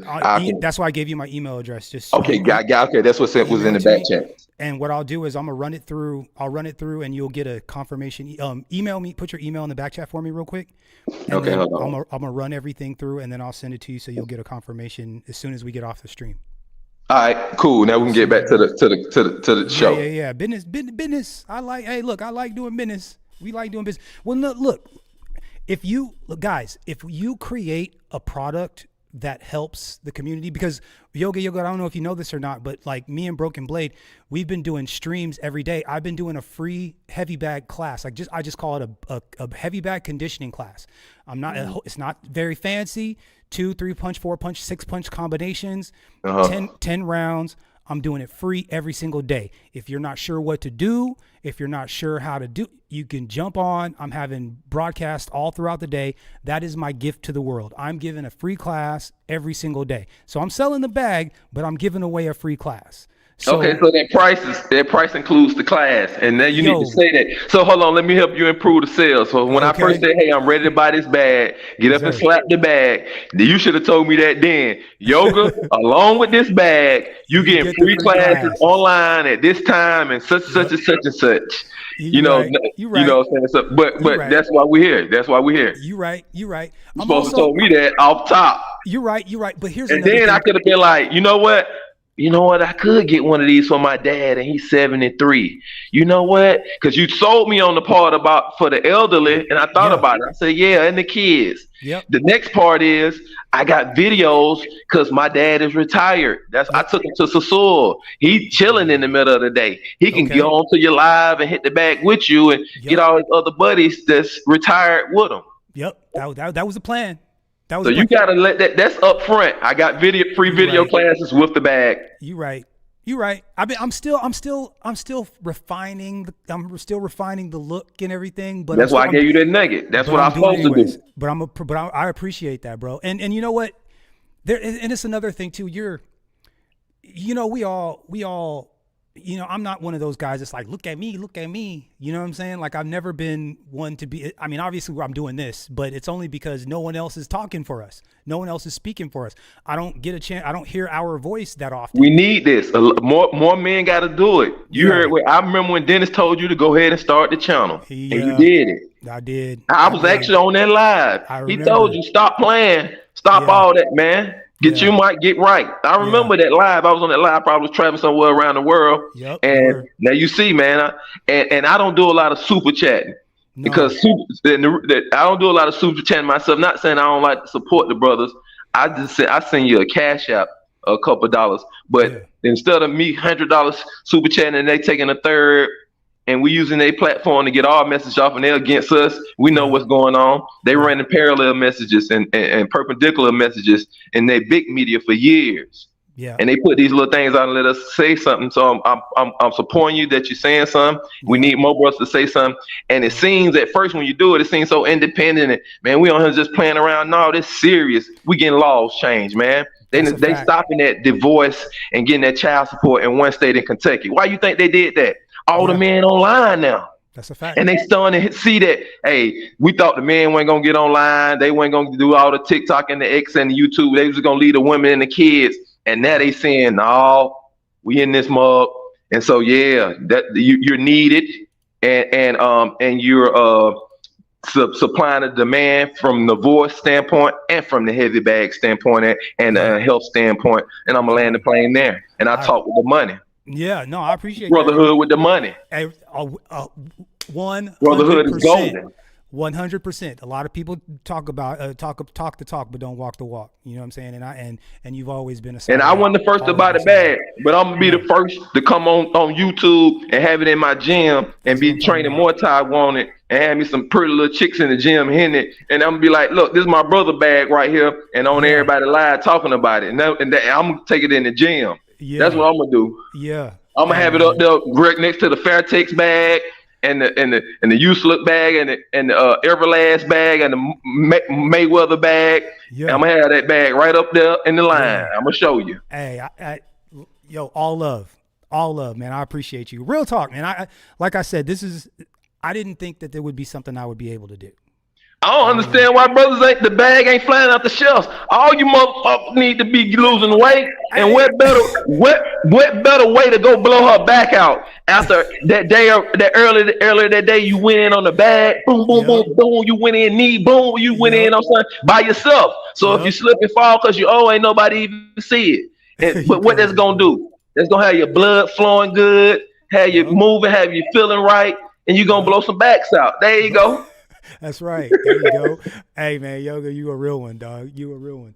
Yo, man, shout out to Mr. Sperling, man. This dude, he is so funny. He had me cracking up today. Nah, man, Yoga, really though, real talk. I really appreciate that. And I'm glad that again, there's always this narrative that black men don't work together. Black men can't work together, blah, blah, blah. That's bullshit. That is bullshit. Oh, by the way, Yoga, the artwork. Broken Blade did the artwork. So, you know. Okay, can you zoom in on the bag and show this bag with this artwork? So this one's different. Make your picture bigger. Make your picture bigger on the screen. All the rest of them are going to be a little bit different, but I'm going to show you mine. Here we go. Here. Oh, why does it? Oh, I know why it's doing that. Go to YouTube, but the same big screen. I know. Hold on. Sorry. I know why, because it always does. Yeah, man, we want to see this artwork. So this is collab. This is a collab with brothers. Yeah. So. Oh shit!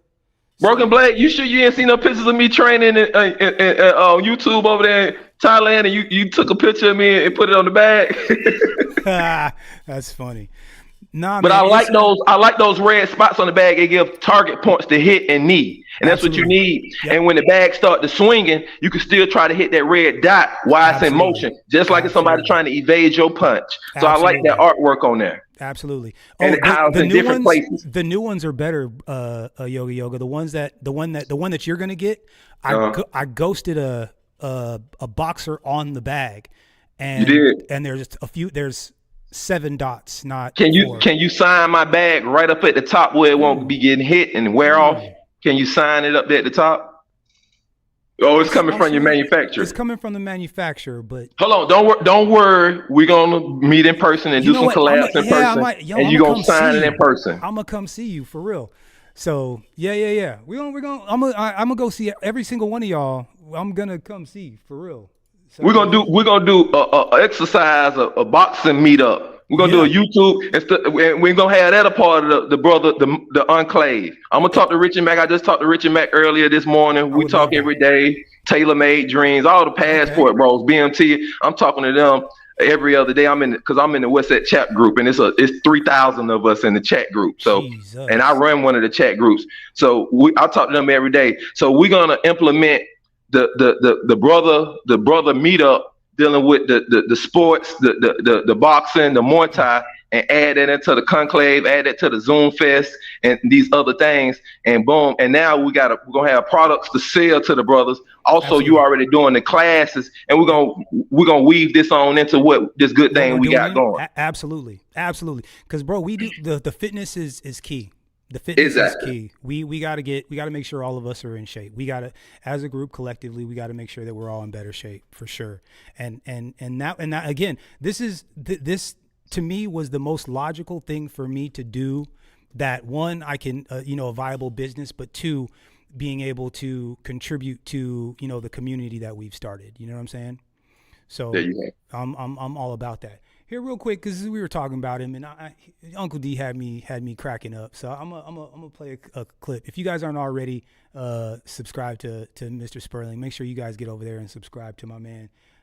He is my friend. He is my attorney, but he's mostly my friend, man. And we had a nice little chit chat earlier today. So he says hello, and again, it's like I said, your ears must have been ringing because he was like, man, I kind of missed the old crew. We got to get the old crew together. And I was like, you know what? I'm going to figure out a way. I'm going to get everybody together. I've been meaning to interview him because there's some other stuff I want to talk to him about. And we're going to do that. Yo, Christmas gifts. Wait till you. Anyways, we're going to come back. Listen, man, we about to collab on something. You and Broken Blade I already collab. I'm about to come in and collab with y'all. We're going to get these gloves going with the bag, brother. Yes, absolutely. Yo, we can make Listen, brother, that's why I got my number in the chat. You're going to text me tomorrow, man. We're going to talk business. As soon as I'm going to text and email you as soon as I get off this. Brother, we're going to make something happen, man. That's what's up. I love it. I'm dead serious. Here we go. I was just talking to Big Bass is about to leave, fly out this weekend and go over to Thailand to the Zoom Fest with Richard Mack. Big Bass is partner with Dennis, and he flying out from H-Town. So I was on the phone with Big Bass, and so we gonna collab. Hey, hold on. Listen. Because that's just what's happening. We are winning. We winning. We winning. We winning. We winning. We winning. We winning. We winning. We winning. Yeah. We winning. We winning. I know they hating out here. Yeah. I know they mad. They all in their feelings. But baby, I don't care. She calling the police on me and everything. Yeah. Somebody need to get on the phone. Call my attorney. Dealing with these hard-headed hoes who ain't learned. Shout out to Uncle D and Big Bass. There you go. Yeah, that's Big Bass. Shout out to Big Bass. Big Bass with that music, man. The music genius. The music wizard. Yeah, that's what I'm talking about. Yeah, so Bass. I am so look again. I'm taking a point of personal. This went way off the rails, but I don't care. I'm so proud of you guys, man. People don't even, people, I think they just don't understand that we are all, I think they're always like, they think that we're all like these thuggish, whatever. Bro, there's so many entrepreneurial spirits and entrepreneurs and just solid dudes in our network. I mean, it's incredible. It's incredible. Exactly. Artists and so on and so forth. So I think I'm really thankful and I feel great gratitude to be able to be involved and be, involved with all of you guys and have you guys, just being able to be in orbit with you guys. It's such a great thing. And you know what? I'm so glad, Red Sigma, shout out to you, bro. I'm so glad that you said that because this was Kevin Samuel's dream anyway. This is what he meant to do anyway. He meant 12 brothers and just start making our own products and pushing them. That's exactly it. Hey, That's exactly it. Hey, Blade, you see my number in the back chat. Also, can you text me too? Also, Blade. Yeah. We'll do. Sure. Yeah. We got you, broski. We got you. All right, here we go. Real quick. Uncle D. Shout out to Uncle D. Believe in celebrating the angel of death coming to visit anyone at all. Okay. Unfortunately, that's not how a lot of white people feel. I'm gonna let this play for a little while. Happy, goodbye. Wow. Did you see that Charlie Kirk just got shot and killed? That's good. Wow. That's good. That's good that people are getting shot just off a political view. Good that people are dying in America. Did you see that Charlie Kirk? Just before we continue, have you ever thought about how to rebuild civilization from scratch? Sorry. No? Really well, maybe you should skip that. These are white people talking to this white man who's interviewing them about the untimely, unfortunate death of Mr. Charlie Kirk. I don't agree with any of these responses. But again, this is not black people saying this. These are white people. Okay. But yet black people are being targeted. Black people are being targeted. Here, look at all these white people. Kirk got shot and killed today? Yes, I did. How do you feel about that? I don't really have any feelings about it. Who are you? Charlie Kirk got shot and killed today. We're just getting people's opinions. How do you feel about that?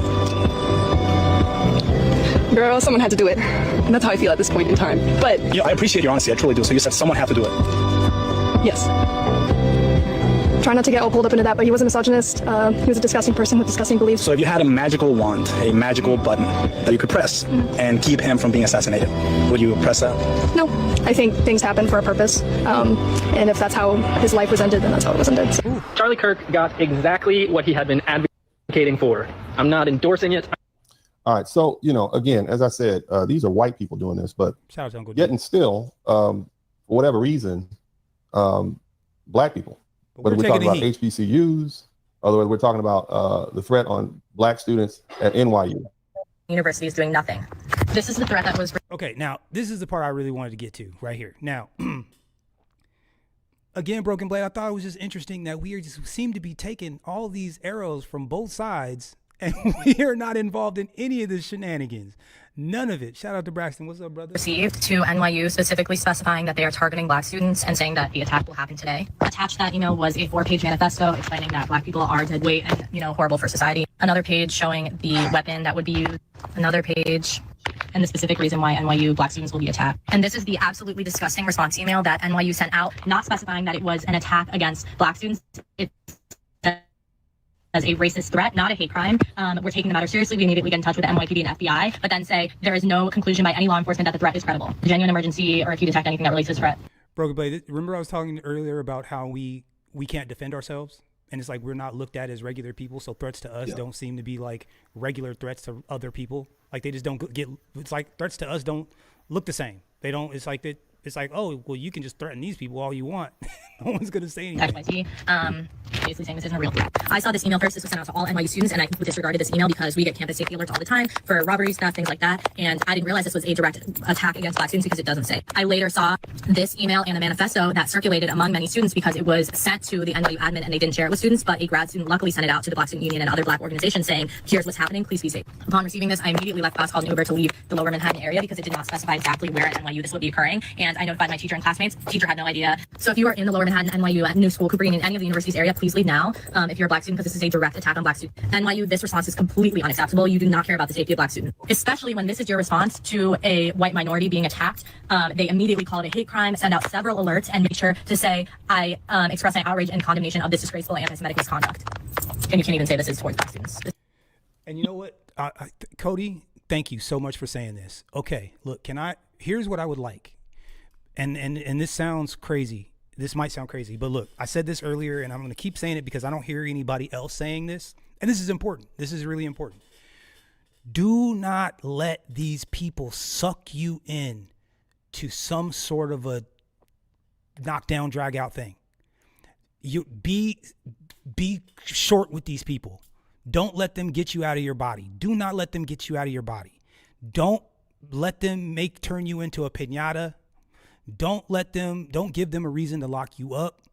Do not engage. Just don't engage. I know some of us want to fight back, push back, whatever. Do not engage. And if you got a hot-headed cousin, hot-headed brother, hot-headed father, son, anybody, daughter, these ladies like to run their mouths, so I don't know what you can do about that. But let's not engage. And part of the reason why I wanted to say that is this right here. Listen to this. I love this response. And shout out to Uncle D. He had me on the floor. Let me know if you can hear it. Here we go. It is what it is. You guys, hilarious. This is a radio show they were calling into. This is hilarious. You have Maxine Waters. You have Michelle Obama. Ain't nobody got time for that shit. Don't come up on here trying to put black people.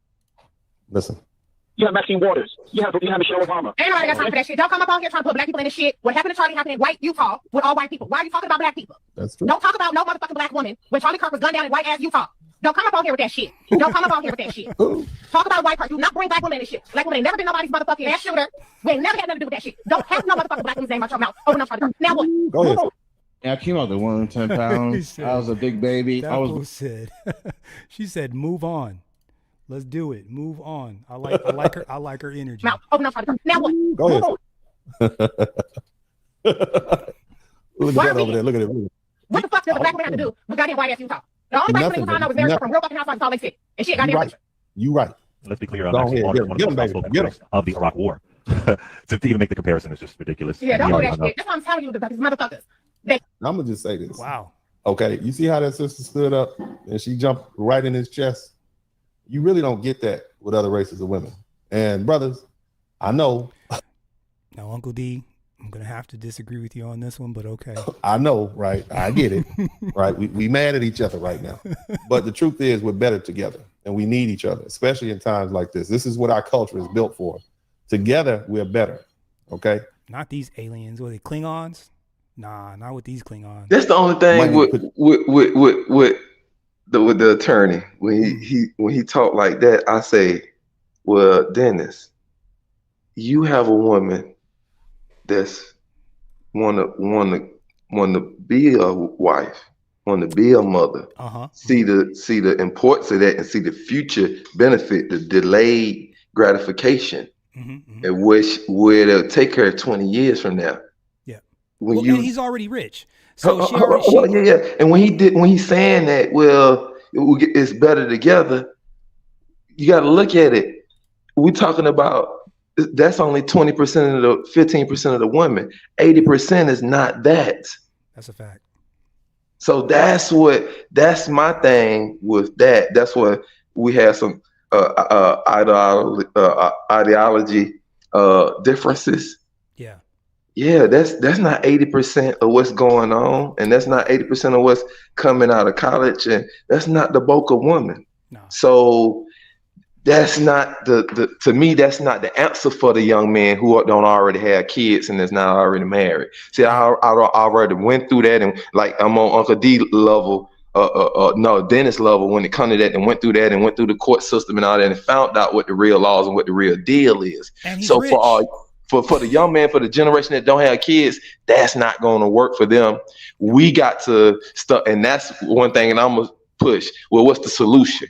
We got to push on changing the laws so the environment can be where they can have families. 100%.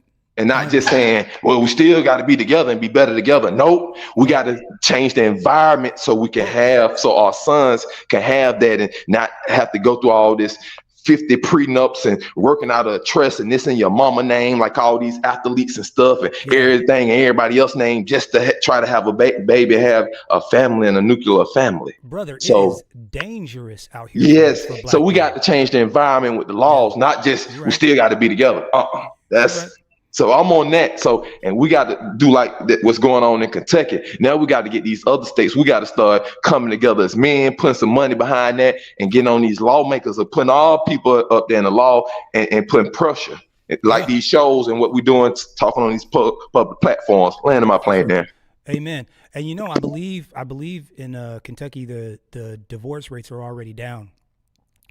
Oh yeah, it's no incentive to break up a family. Yeah. You're not getting paid out by the state anymore. Yeah. So it's, hey, you break up the family, the custody go 50-50, you get them half of the week, the father get them half of the week, nobody pays nobody. So go get your job and be ready to support. And now that shows us what's going on with our divorces. They only because the state is incentivizing. Now they cut out the incentive.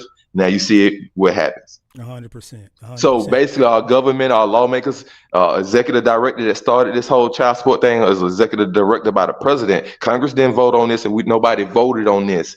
This is incentivized and it's all financial, and they don't care about our families. No, they really don't. And I think another thing too is that people don't really realize is that child support 60% goes to the state.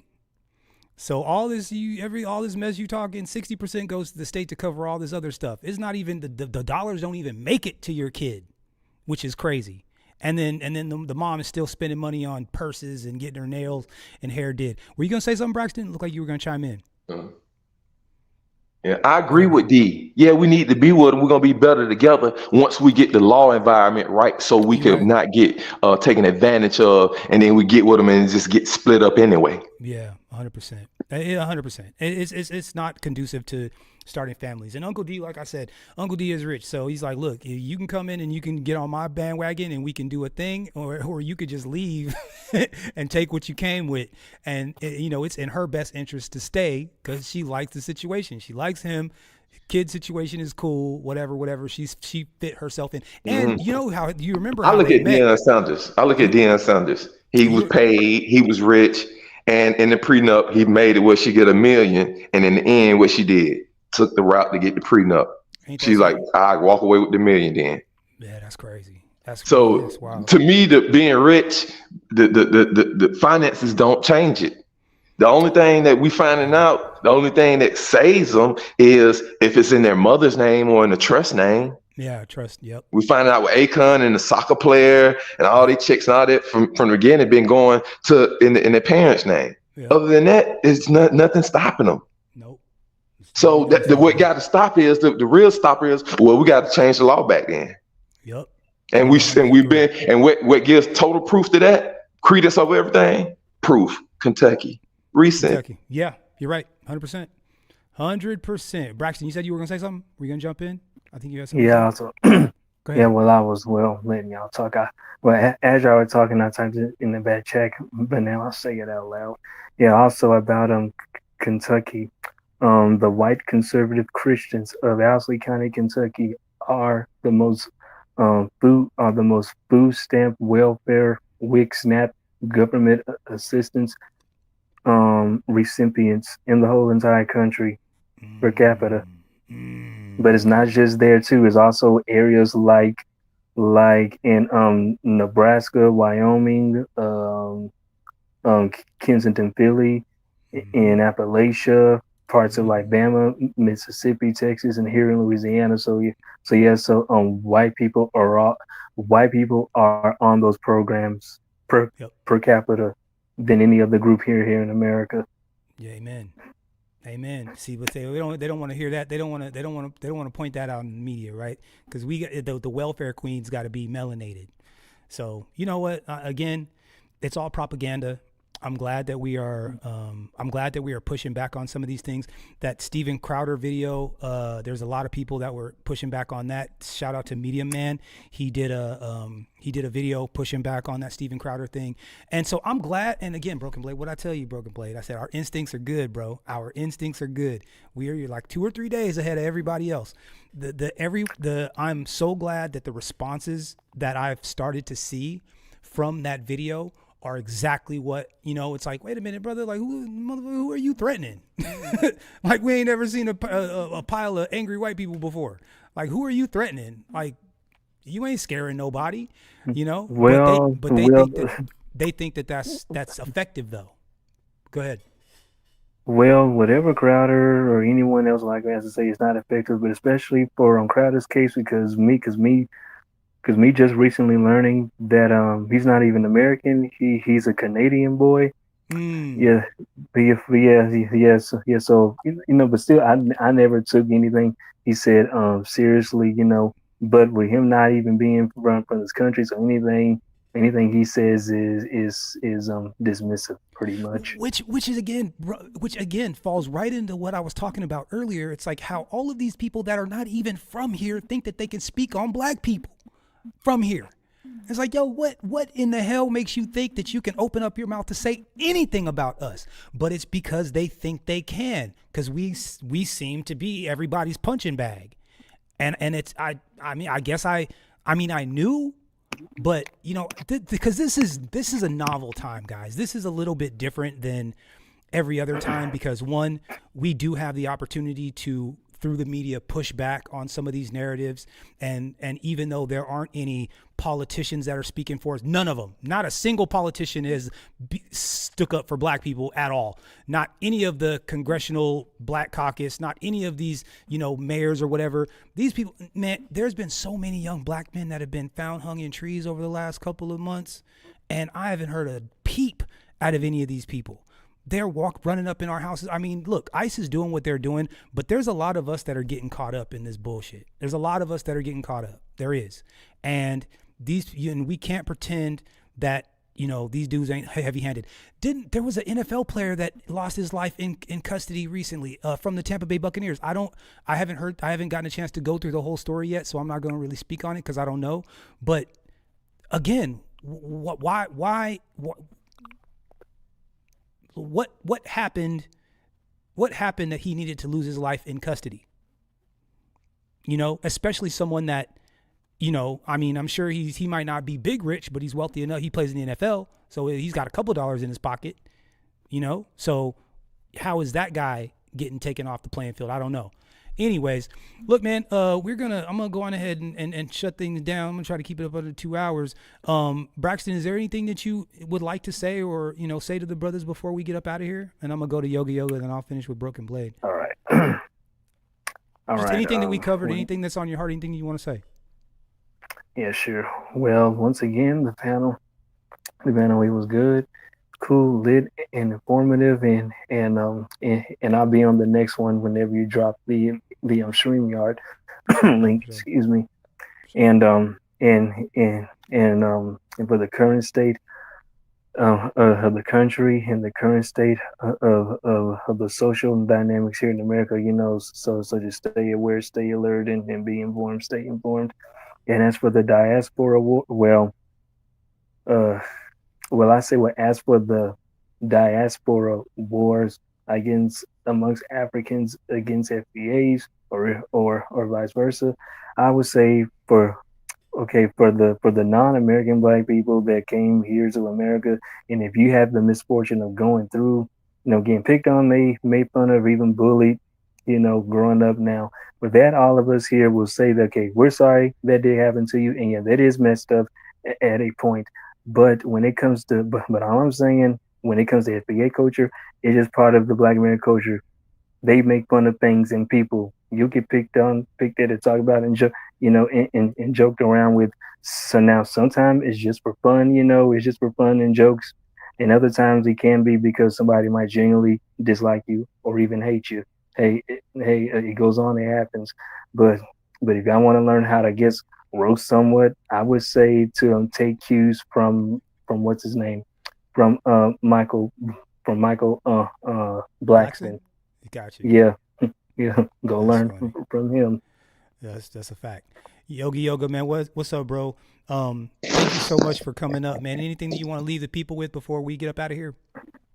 Great show, another great show.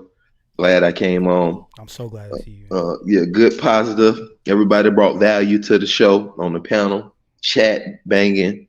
Always. And just say this, man. We gotta just keep it real and just look at it real simple. This is simple shit TV, and simple is genius.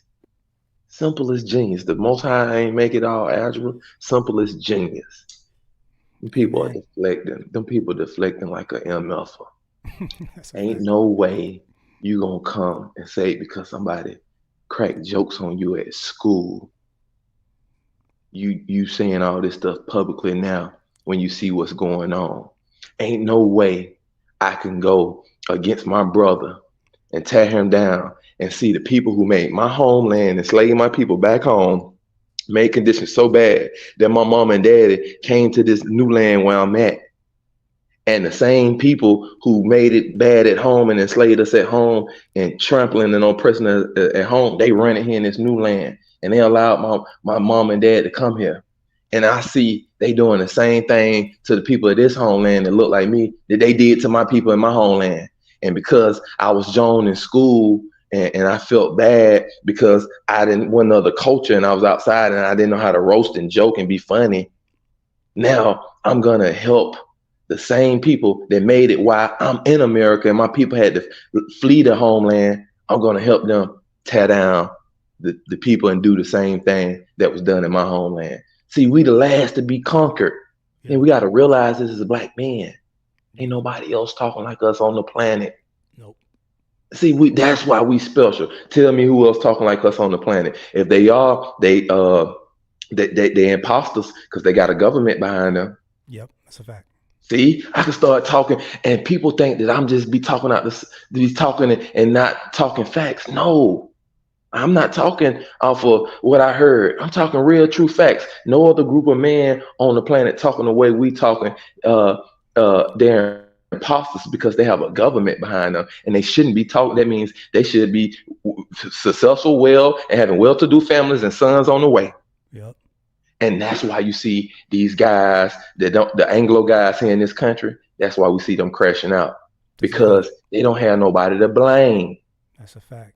They have a government behind them, and they still can't produce a nuclear family. Still can't get it right. See, they can't produce a nuclear family, and they got a government behind them in Colombia, in Venezuela, in Thailand, in China, in England, in France, in Finland, in Brazil, in all the countries in Africa. The men have a government behind them, except one group of men on this planet. Yep, that's a fact.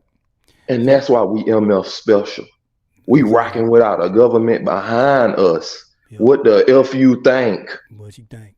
Yep. See, now I can shut anybody down in any argument at any time if they ain't from the homeland. We are different. Why I'm letting my nuts hang? I don't have a government. There ain't no safety net. What are you talking about? Shout out to Yoga, dog. And those Thank are you facts. so much. So every Nigerian, Jamaican, Canadian, y'all got governments behind you. That's a fact. We in free fall, and we stopped the free fall 100 years ago in the Civil War, 150 years ago in the free fall, and now we done caught flight and got wind up under us, and they wonder how we levitating because you don't have a government behind you. That's what the people when I travel they say, "Wow, look, the black guy from America, ooh, wow, woo wee." Them and his wife, they know we don't got a government behind us. They don't know how we do it. They don't know how. Yeah, because the whole world knows we don't have a government behind us. All the Arabs at the gas stations. All right. I hate to cut you off. There you go. I'm landing the plane up. That's for the teller. That's for the tellers. So they don't have an excuse. So this is a deflection talking about because they got Joan and roasted. I'm out. Man, I'm out. Shout out to Yoga, man. That's my man. Here, shout out to Cody Marshall real quick. Thank you so much for the $2 holla. Didn't get that from you earlier. And then real quick, I gotta get my brother from Another Mother, Solo Dolo. He says the tethers are the hidden hand of the white supremacists, and I know, bro. It's that and the B-dubs. Shout out to you. And Broken Blade, I hate to cut you off, bro, but I want to make sure I get this bad boy done in under 2 hours. Yoga boy, he be cooking like a steamroller. I just gotta let it go. He's a force to be reckoned with. So I want to thank everybody that came through. Stephen Jones, salute to you. What's up, Red Sigma? Also, Solo Dolo. Braxton, thank you so much for coming up, brother. I love you. Broken Blade, of course. Everybody, thank you so much. Cortez. What is it? Somebody else came up in here. Jerome, salute to you, bro. And who else? Let's see. Woke Video, stay woke. Yep. And then I think Salty Balls came through. Salute to you, bro, if you're still up in here. Intrinsic One, salute to you also. Hey man, like I said, you guys, you have no idea how thankful I am to be able to do this and to be able to put this together. And look, I was gone all summer. And to be able to come back and everybody just to gel right back up again, I really truly appreciate it, man. Thank you guys all so much. And Broken Blade and Braxton and we are going to catch you guys on the next one. We out. Peace. Because that's just what's happening. We are winning. We winning. We winning. We winning.